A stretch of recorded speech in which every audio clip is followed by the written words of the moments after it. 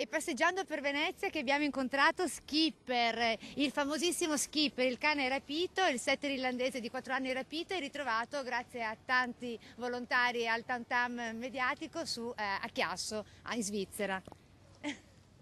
La storia di Skipper e della solidarietà di tutta Italia che si è mossa attorno a lui per il suo ritrovamento ha destato molta commozione, in particolare a lei. Chiara Fenso, la sua proprietaria, rivela le angosce e i timori vissuti nelle ore antecedenti al ritrovamento del suo amatissimo setter. Il mio timore era che il cane finisse in qualche laboratorio di vivisezione della Svizzera, perché la Svizzera è il paese con più laboratori in Europa per la vivisezione, soprattutto concentrati nel Canton Ticino, e io temo che se questo balordo aveva portato il cane in Svizzera, il motivo fosse questo.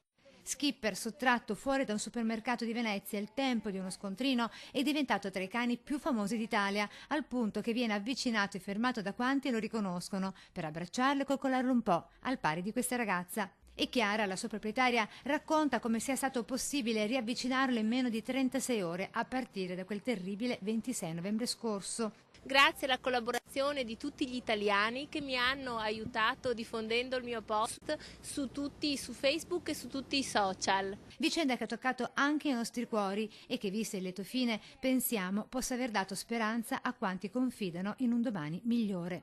Un'esperienza meravigliosa, credo anche per lui.